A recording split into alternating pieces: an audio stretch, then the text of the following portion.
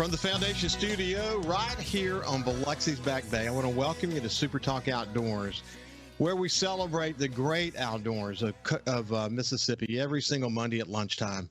It is world class. That's why I say every single Monday that we are the capital of the outdoors in America. I want to thank you for joining us on the powerful SuperTalk Mississippi radio network or on SuperTalk TV at C-Spire TV. But if you're watching on Facebook or YouTube or your favorite podcast, it's January the 16th, 2023. Still have a hard time saying 2023.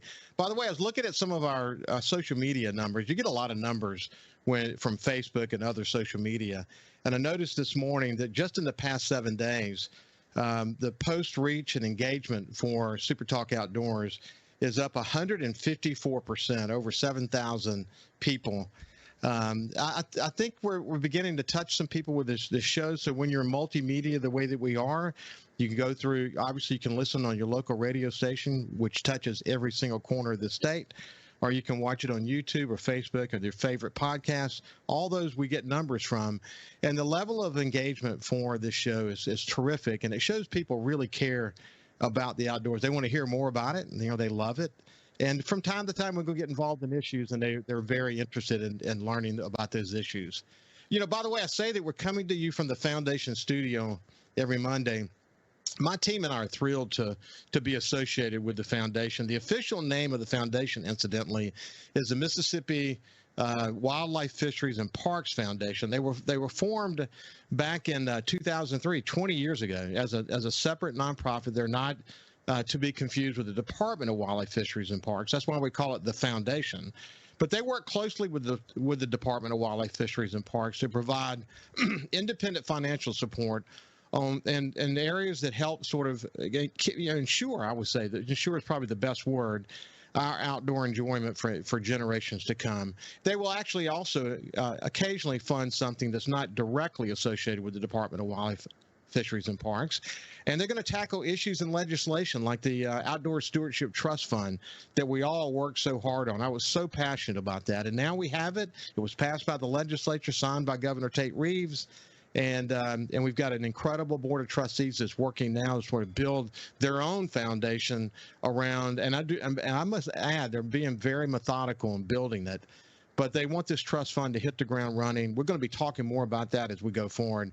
It's such a transformational effort for our state. But needless to say, we are really, really lucky to have the foundation in this state. And so when I say that they are working hard to protect our outdoors heritage in Mississippi, they really mean it. In the second half of the show, we really have a great show today. In the second half, we have Ricky Flint, who's the alligator coordinator for the Mississippi Department of Wildlife, Fisheries, and Parks. And he's actually going to tell us about a new special alligator hunt that's coming up. So you might want to tune in if that's a topic that you're very interested in. And speaking of the foundation, I'm pleased to be joined in the first half of the show by a foundation board member, somebody I've been looking forward to catching up with, Steve Grantham. Steve, how you doing, my friend? I'm doing well. Thank you for having me. It's great to have you. So where are you sitting right now? I'm in my office in Jackson, Mississippi at Highland Village. Tell me, we're going to talk about your love of the outdoors and all that, but what do you do in your real life when you're working your work? I own and operate 8 Outback Steakhouses in Mississippi and West Tennessee, employ approximately 600 people, and then manage over 150 events a year throughout the states of Mississippi and West Tennessee to support our communities, our families, our friends, and charities. Yeah, one of the things in talking with Chris Gurge, who's the secretary and a good friend of yours for the foundation, he sung your praises. He said that you give back to the community in so many different ways, and we're gonna get there in the next segment or two. But where did your love of the outdoors come from? My love for the outdoors came from my father for taking me to deer camp at Tennessee Lake when I was probably 8 years old with a double-barreled Stevens shotgun on dog drives, winching in and out of mud holes and staying in rickety camps and just being together and having that relationship in the community with people that love the sport, love the outdoors in the state of Mississippi. Yeah, it's interesting because the majority of the people that I share, who I share their stories here on Super Talk Outdoors, they have similar stories. It's kind of a generational thing. It gets passed down. It becomes part. That's why we say it's protecting our heritage, because the outdoors heritage is what makes Mississippi such a great place. But I also talked to some people who didn't get it generationally. They met someone who loved the outdoors. They took them in the outdoors. They fell in love, and now they're passing it on to their generations. But so people get it in different ways. Thinking about that double barrel Stevens shotgun. I had the same kind of story, an old Sweet 16 Winchester Sure. 16 gauge, single shot 16 gauge that has been passed down from my grandfather to my father to me. My son killed one of the things he wanted to do was go on a mission.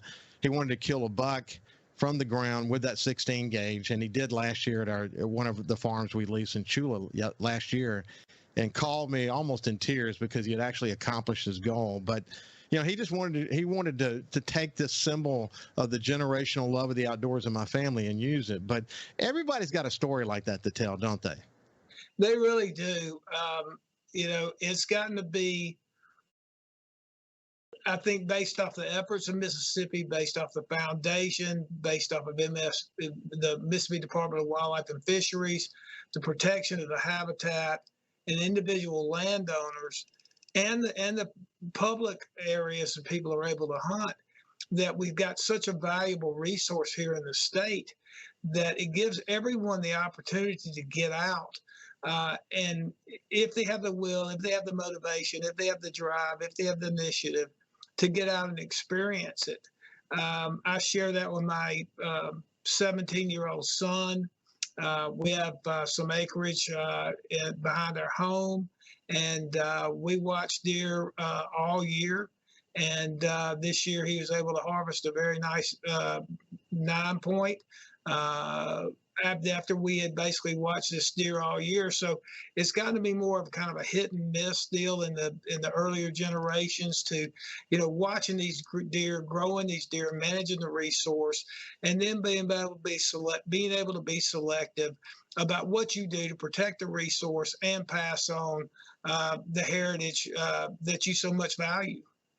Yeah, I think, on this show, I had the opportunity to interview so many people from the Department of Wildlife, Fisheries, and Parks.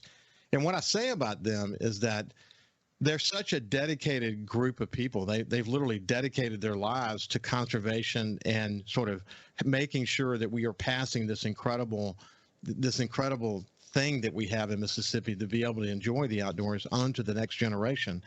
And, one of the things I say on the show a lot, and Steve, you know this, I'm sure, and that is that we have so many, our forefathers in this state did a great job of setting public land aside and developing wildlife management areas and just using the North American wildlife model to manage the wildlife in this state, which incidentally belongs to the public. And what that has done, if you think about it, from the northeast corner of Mississippi all the way down to the coast and all points in between, there is such a diverse opportunity to enjoy the outdoors in this state. That's why I say we're the capital of the outdoors. And I said, you may find mule deer hunting or elk hunting better, but you're not going to find a collection of whitetail deer, wild turkey, tuna fishing, speckled trout, and redfish, and you just name it. The diversity of opportunity in this state it's really unparalleled. And maybe one day we'll get the legislature to pass a bill that says Mississippi is the capital of the outdoors, because I believe it so strongly. And you do too, don't you? I very much do. I have friends all over the country, and they are so envious of where I live. In terms of the outdoor resources that we have available at a 30 to 45-minute drive for most of us. They have to get on an airplane. They have to travel. I have friends in Florida.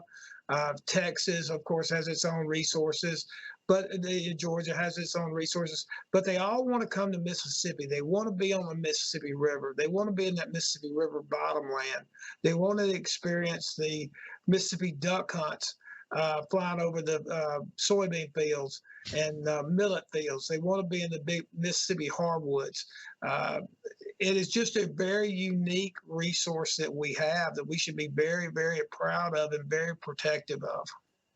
Well, we're having a conversation with Steve Grantham, who is a board member for the foundation, a major sponsor of SuperTalk Outdoors. But we're just talking about his love of the outdoors. When we come back on the other side, we'll continue the conversation. I want to know more about where does his community commitment come from? Because, my goodness, when you look at the list of things they're involved in, it is extremely impressive. We'll see you after this. Welcome back to SuperTalk Outdoors. I have my friend Steve Grantham. He's a board member for the foundation, who is a major sponsor of this show. Incidentally, I invited him to the show. They don't tell me what to have on the show or what to say on the show. They support my efforts and the efforts of my team, and I really appreciate that. Steve, when we went to break, we were talking about how people from other parts of the country want to come in here and enjoy a Mississippi river bottom, for example. You know, some want to come here and enjoy great turkey hunting. Some want to come here and go offshore and really, you know, I leave from my backyard and have access to some of the most amazing fishing land or fishing water off the coast of Mississippi than anywhere in the world. It's amazing what we have access to. We can leave here with 10 battle plans and score on all 10 of them on a single trip. It's not unusual for me to run 200 miles in a day. And come back loaded to bear. It's just very, very special. But I had the opportunity recently to join Lake Pickle on his Primos Speak the Language podcast. Actually, you know, he's on the Primos team with Will and Jimmy and them. And we had and by the way, his podcast has been downloaded 1.5 million times, just to kind of give you a sense of who he's talking to. And I spent a whole show with him talking about this show and my claim that Mississippi is the capital of the outdoors in America. And he couldn't do a thing to argue against it. He totally agreed, because he's been all over the country. That's for sure. One last thing, this scene that you were talking about, this Mississippi river bottom, we actually experienced that, or at least my son and his friends experienced that last Saturday, when there was fog, and you know, they had a great duck hunt, and there's nothing like duck hunting in the fog and the camaraderie around it and all of that. Just incredible. We've got it here in Mississippi, that is for sure. You're a foundation board meeting, and you heard what I said about the foundation at the beginning, the financial support that you're providing for things that are involved around outdoors enjoyment, around youth and the outdoors, et cetera. And you know, the opportunity to get involved in issues that are important to the foundation. It's been a good ride for you as a board member there, hasn't it? It's been a privilege. So tell me what motivates you to want to continue to be involved in the foundation.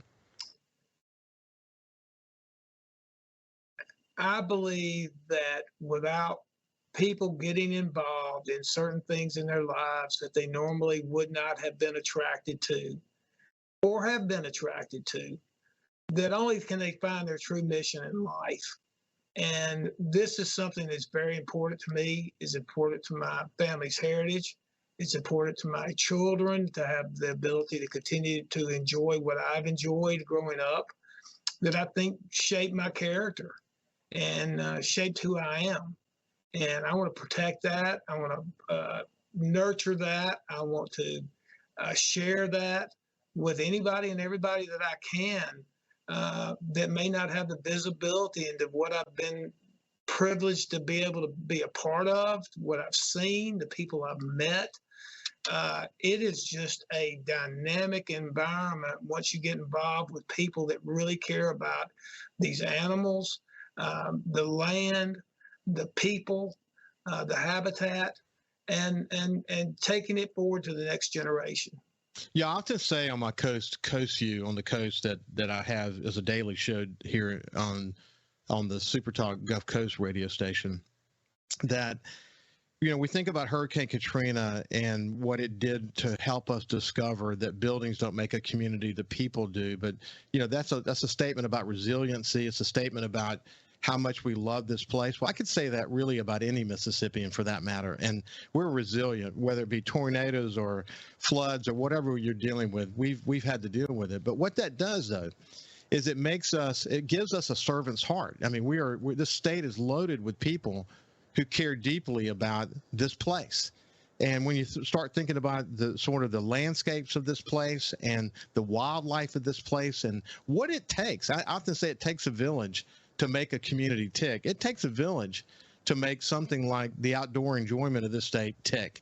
Working, the foundation working on every cylinder, the department working on every cylinder, the legislature supporting those efforts, volunteers of all walks of life working together. And what you get from all of that over many, many years is something that is incredibly inspiring. That's what you just said. It's very inspiring, isn't it? It really is. I believe that you lead with your heart in everything that you do.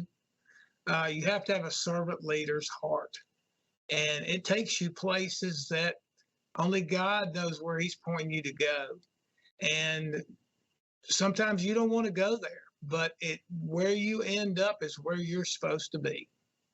Look at the list of things that you're involved with. You know, schools and military and animal shelters and charities, and of course the foundation. We talked about it, giving back to Ole Miss. There's so many different ways. Where did you learn? Where did it come from for you to understand that one of your roles and responsibilities was to be involved in the community? My father always told me to give as much as you can, as often as you can, without expecting anything in return.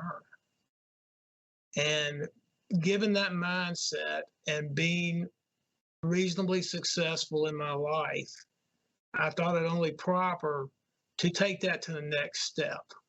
And our communities are the people that we serve. They're the people we see on the soccer field. They're the people we see in the hunting fields. They're the people we see at the ball games. There's people we see at the grocery stores. And it's only fitting that if you're going to be part of that community, that you need to give back to it, to support it and foster it and care for it. And in turn, they care for you. I love the way you said that. Do what you can do in the community without expecting anything in return. I ran across a guy early in my career who said something similar. He said, people have a tendency to do things to others, for others, and they fill their stamp book up, and they intend to eventually sort of redeem those stamps somehow. And his advice was fill your stamp book up, set it aside, and never use it. I just thought that was what a great way to say it. I never forgot it, actually. I never forgot that. And I had the real pleasure of getting to meet so many people on this show and on my show on the coast that really believe that. They don't even really want recognition for what they do. They just do it because they know it's the right thing to do. And you know what? At the end of the day, Steve, it makes your business stronger, doesn't it? Because you have this insight about the community. I believe if you do the right thing every day, that it's going to come back to you one way or another. And if it doesn't, that's fine. But you did the right thing and you're a better person for it. And as far as the book goes, you take that book, you fill it up with your stamps, you set it on the shelf, and you never look at it again. And you just make another book and you just keep plowing forward and doing the right thing every day. It is. That's such a magical way to think about it. The Mississippi National Guard has had to be called upon so many times in recent history. You are really supportive of them. Where did that come from? My son was probably 6, 7 years old playing t-ball, and there was a coach there that showed up every afternoon in his fatigues.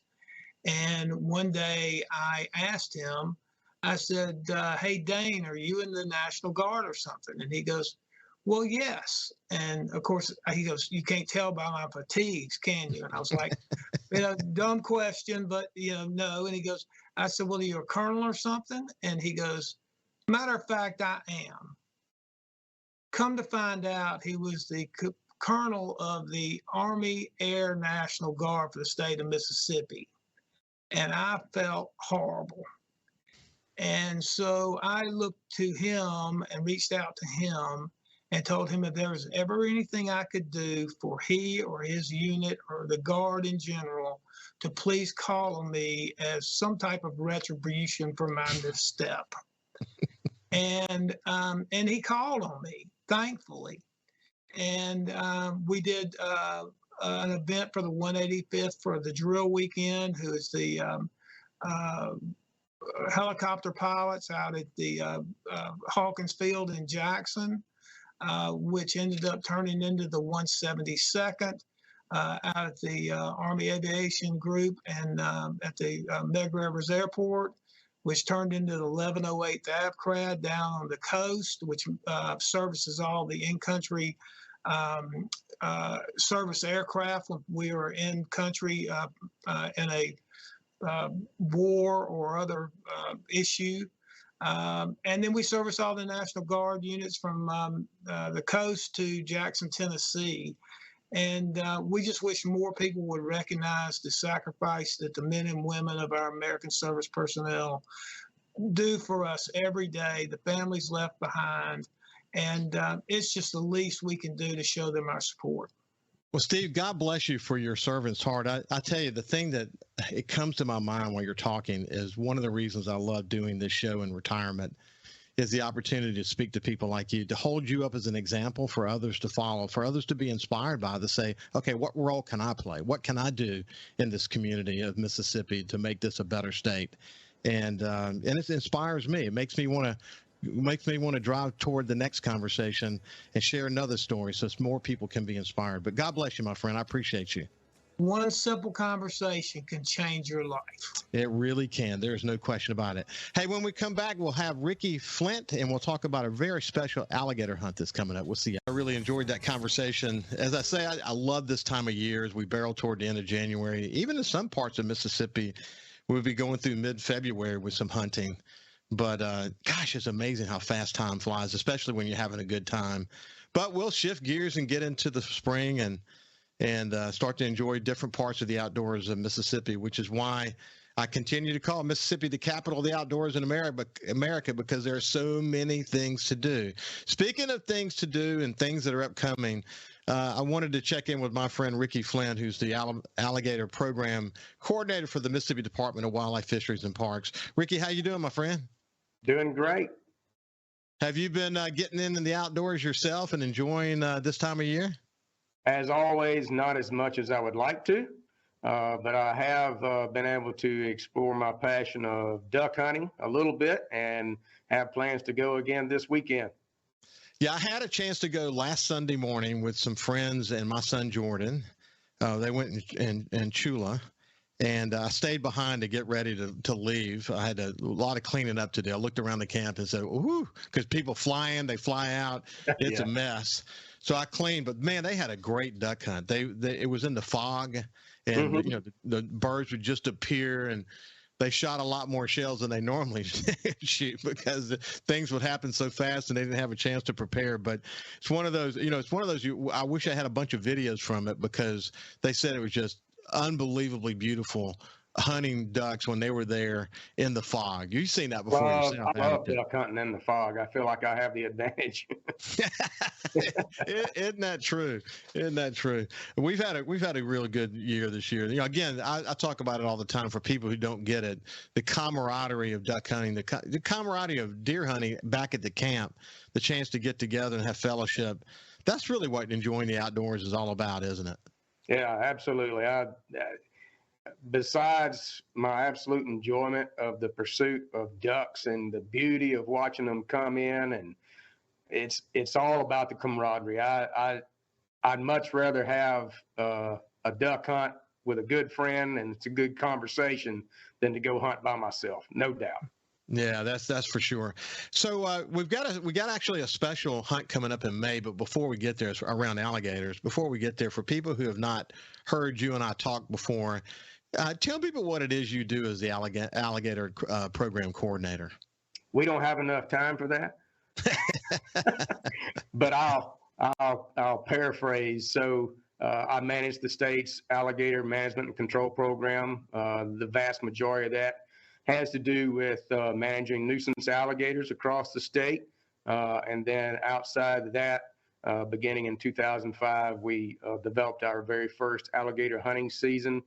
And that has expanded over the years until 2013 when we expanded to a statewide alligator hunting opportunity. And so consequently, the management of the alligator hunting season takes up a lot of my time. And I spend a lot of time in the field working and watching and evaluating, monitoring alligator populations, and it has resulted in this new opportunity that we're offering in May, and we'll start taking applications for that beginning February 1st. Well, we'll talk more about that here in just a second, but I think about the alligator.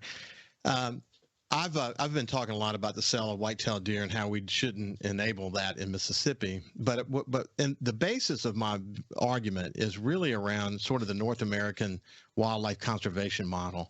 You think about how that's helped us. Aldo Leopold was so brilliant in the way he sort of devised this plan that's been used all across America. But it's been sort of at the foundation for wildlife species, bringing wildlife species back in Mississippi that were at the brink, and alligators is really sort of one of the big success stories, isn't it? Absolutely, it is a huge success story for wildlife conservation, considering that in 1967 it was put on the endangered species list, and just 20 years later, taken off the endangered species list, and all the management authority was transferred from the feds over to the state wildlife agencies, and the populations have done very well. And I think most states are doing their best, that where populations can withstand some recreational hunting, we're offering those opportunities. And that's what got us started in 2005 was, hey, our populations have expanded enough that obviously they can take some limited harvest, and by producing a system that makes it very fair and a very conservative harvest levels, so that we are making sure that we are not reverting back to where we were in 1967. And I think that the system we have in place right now is working extremely well. And we're definitely not being detrimental to the alligator population, and obviously providing a good amount of recreation for thousands of Mississippians who are very passionate about it. We've got a group of, I don't know, we're receiving now over 7,000 applications a year for those 980 permits, and they love this hunting opportunity. And there's probably nothing that I enjoy more than being out there on the water during the alligator season, interacting with these people. And you talk about it being a social event, a social hunt.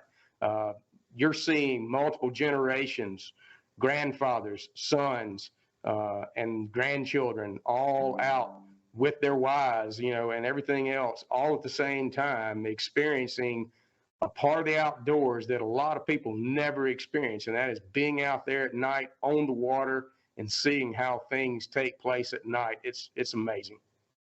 Well, look, in the second half, as we move toward the final segment, we'll talk more about what a legal alligator hunt is. We'll kind of break that down for people who may not know.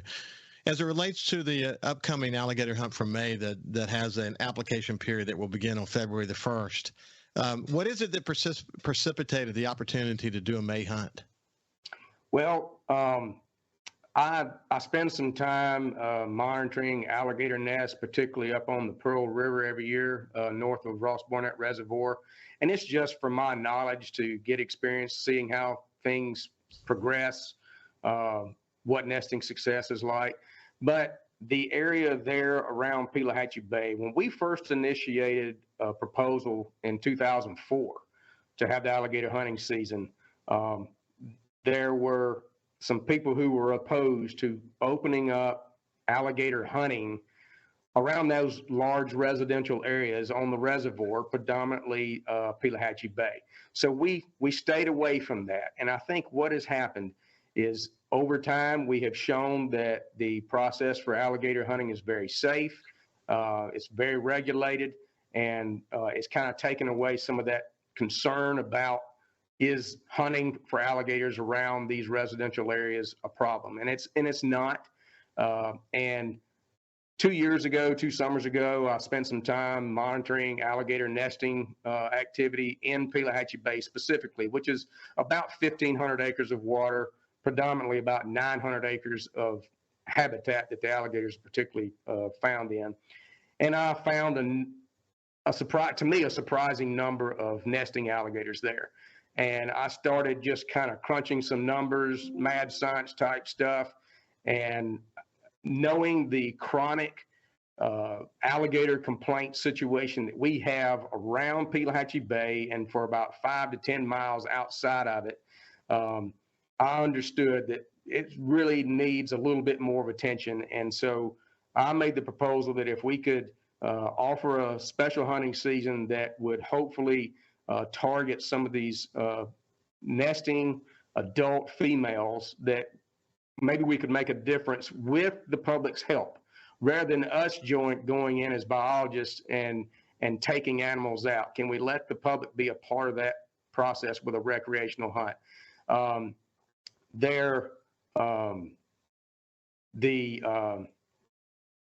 The process, is that with that many adult nesting females in that small of an area, we're producing a significant number of alligator hatchlings every year. Now, not all of those hatchlings ever make it to maturity, but we're looking in excess of 300 or more hatchlings being produced on about 900 acres every year. And at some point, usually within about 3 years, those alligators are going to disperse. And they can disperse 10 to 15 miles that we've learned through our tagging program. So obviously, if we could get in there also during the spring, because there is a aquatic vegetation issue that inhibits a boater's ability to access a lot of that area. There's just a lot of floating mats of vegetation, lotus, water lilies. And so also by moving it into May, we're actually in the peak of the breeding season. Those adult females are going to be more accessible, not only from the standpoint that the vegetation is gone away and you can move your boat about, but they're out in the breeding process. And so this is going to get hunters in the area with more likelihood of encountering those adult females. We're visiting with Ricky Flint, who's head of the alligator program. He's the alligator program coordinator for the Department of Wildlife, Fisheries, and Parks. When we come back on the other side, we'll talk about what constitutes a legal alligator hunt. We'll see you after this. Welcome back to Super Talk Outdoors. I have my friend Ricky Flint, who's the alligator program coordinator for the Mississippi Department of Wildlife, Fisheries, and Parks. And we were talking about during the break that, May's a good time because for those of us who spend a lot of time, in my case, in the Mississippi Delta, there are some lakes that during the winter are just absolutely beautiful, and that's because the freeze has taken off a lot of that plant life that lives on the surface. But once you get into the summer, as Ricky was pointing out, a lot of those places that may be navigable in May are not navigable anymore. In fact, it's not just about navigation; it's about being able to actually see alligators. But it's a big deal, isn't it, Ricky? It is, and this is our first go around with it. I anticipate that it's going to be very successful. If you take the law of averages, there's not going to be much, if any, floating surface, aquatic vegetation. So I think hunters are going to be able to navigate very well. We know that it's going to be the peak of the breeding season, and females are going to be out and about, more accessible than they are during our normal alligator season in August and September. We're allowing these hunters to take 2 alligators at least 6 feet in length or greater. And, ideally, if each hunting party were to take 1 large male alligator and 1 large female, I think we could have a significant impact on the breeding population of females there. I'd love it if everybody only took 2 female alligators. But it's a hunt, and people enjoy taking the great big ones, and there's going to be some very nice males out there available because this is the very first hunting season opportunity on Pelahatchie Bay. There's some very nice specimens out there, and I wouldn't blame anybody for wanting to experience that time with a big adult male. Okay, so let's go back through it. It's always important to talk about the details related to what constitutes a legal hunt. So let's go through that. I'm sorry. That's okay. No problem. Yeah. What constitutes a legal hunt? Okay, so there's an application process. We'll take applications February 1st through the 8th, starting at 10 a.m., closing at 10 a.m. on the 8th. You have to have a Mississippi hunting and fishing license to be able to be eligible to apply for the hunt. There'll be a drawing by a third-party entity. I think our first drawing will occur on February 14th. If you're drawn, you'll receive an email notification. You'll buy your permit at that time. You have 48 hours to do so. If we don't sell all the available permits in that time, there will be a second drawing. The difference in this year with the Pelahatchie Bay hunt compared to other application periods is this is a partnership permit. It's a two-person partnership. So one person will make an application. We call them the primary applicant. They will apply with the information of the secondary applicant. They'll need the full name, MDWFP customer number, date of birth, and a working email address.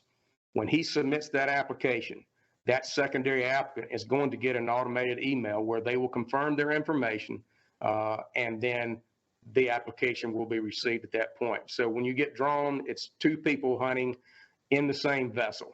And we're doing that because it is a very limited space. We're talking about 1,500 acres of water, of which about 900 of it is primarily where everyone's going to hunt. There's not a lot of space for a lot of vessels to be out there and still have a quality experience. So 6 hunting parties each weekend. It's basically a three-night hunt the first 2 weekends of May. They're going to be allowed to take 2 alligators 6 feet or longer. And as far as the processes of how they can catch the alligator, capture it, and harvest the alligator, everything's the same as we've had all along. And so I think the people who have been involved before will be very easy for them to catch on to these very few changes. Yeah, but for people who don't know that process, you just don't go and shoot it. There's a very set approach that you have to take. Yeah, so the alligator has to be captured first. The most popular method is to use basically a rod and reel with a weighted treble hook. You're casting over the back of the alligator, retrieving it, hooking, snagging the alligator, and you hold on for dear life until you're able to get the alligator up to the boat. And at that point, if you legally restrain the alligator with a snare or a noose about the head or at least one leg so the alligator is controlled and cannot get away, then the hunter can take a shotgun, a long-barreled, shoulder-fired shotgun out of a case, has to be cased at all times until the alligator is legally restrained. Then they can take it out, load the shotgun with bird shot, basically, number 6 shot, 7.5s, 8s, and 9s. You then place the shotgun at point-blank range while the alligator is under control, discharge the firearm just behind the skull plate through the spinal cord. The alligator is euthanized very quickly, safely, and humanely. There's no shooting firearms out across the waterways. There's no danger of projectiles ricocheting and that thing like that. So we've been doing this now. This is going into the 19th year. It's been very safe, and it works very well. Well, Ricky Flint from the Department of Wildlife, Fisheries, and Parks, you're a good friend of this show, a good friend of mine. I appreciate you a lot. And I hope you have some good times in the outdoors for the remaining hunting season that we have left. Hey, listen, as I always end every show, be safe. Be safe when you're in the outdoors. Always put safety first. Man, keep those breeches open when you're not using those guns. Don't go anywhere with a loaded gun. God bless you, and we'll see you next week.